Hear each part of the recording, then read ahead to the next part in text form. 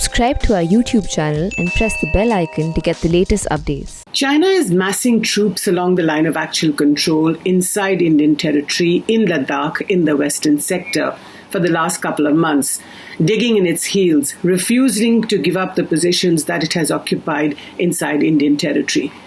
But I argue in my column Global Print that the Chinese are not just inside India, but they're closing in and around India. And let me explain to you what that means. The Taliban, which has brokered a peace deal with the Americans, allowing the Americans to finally withdraw after 19 long years, is now preparing to talk to the Pakistanis, which has returned to its position of a very influential power broker in the future of Afghanistan. HM Amit Qureshi, the Pakistan foreign minister, has invited the Taliban for talks. They are in Islamabad and talks have begun in Islamabad for the future of Afghanistan, where the Taliban are expected to play a much, much greater role than they have been these last 19 years since the Americans have been in control. But that's not all. The Pakistanis have also invited China's special envoy to Afghanistan, have invited him to Islamabad to participate in these talks for the future of Afghanistan. So now we see that the China-Pakistan relationship, which is the relationship of a big brother or a small brother, it's very commonly said in Pakistan that this is a very, very close relationship which is higher than the mountains, deeper than the seas, and sweeter than honey. That's the phrase that they use, by the way. So now the Pakistanis, a client state of China, has invited the Chinese back into this region, back into Afghanistan, to help broker the future of Afghanistan, in which both Pakistan and China will play a big role. And remember that India, for the last 19 years, since the Americans have been in control, has played a very big role in Afghanistan, aiding small projects, helping and supporting the Afghans that are in power.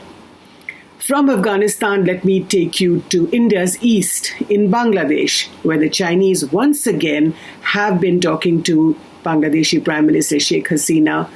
In the last 4 or 5 years, China has become not just Bangladesh's biggest trading partner, replacing India, but has also become Bangladesh's biggest investor. About $38 billion in all are being invested in Bangladesh. So, just a few days ago, Prime Minister Narendra Modi sent Foreign Secretary Harsh Shringla, and this is what I write about in my column Global Print, sent him to Bangladesh to talk to the authorities in Bangladesh, to meet Prime Minister Sheikh Hasina, and to resolve the tension that has been ongoing between Delhi and Dhaka. For the last several months, ever since the pandemic, there has been very little news. But actually, India and Bangladesh relations have been slowly going into a deep dive. So this is what happens to Foreign Secretary Harsh Shringla, who, by the way, is a very popular man in Dhaka because he has been High Commissioner there from 2016 to 2019, and he knows everybody and everybody knows him. So he takes a special aircraft, flies from Delhi to Dhaka, but guess what?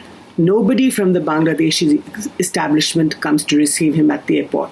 When he leaves after a couple of days, nobody goes to see him off. Even when he goes to meet Prime Minister Sheikh Hasina, and this is according to the Bangladeshi media, let me say this very, very clearly, not according to the Indian government, but in the Bangladeshi media, there have been several stories that Prime Minister Sheikh Hasina was signaling her displeasure with the Modi government and kept Foreign Secretary Shringla waiting for a few hours. One thing is very clear from all this, which is that Prime Minister Sheikh Hasina is deeply upset at Home Minister Amit Shah's remarks, and this has had the undesirable effect of pushing Hasina and Bangladesh into the waiting arms of the Chinese. Now, this doesn't mean that India has been encircled or that there has been irrevocable damage done to the India-Bangladesh and to the India-Afghanistan relationships. Not at all. But the Indian government does understand and recognize that some damage has been done, which is why 2 of its best diplomats are being posted there very soon.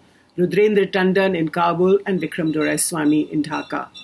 So watch this space, watch Global Print, tell us what you think. We will be watching India in its neighborhood as well as India in the world.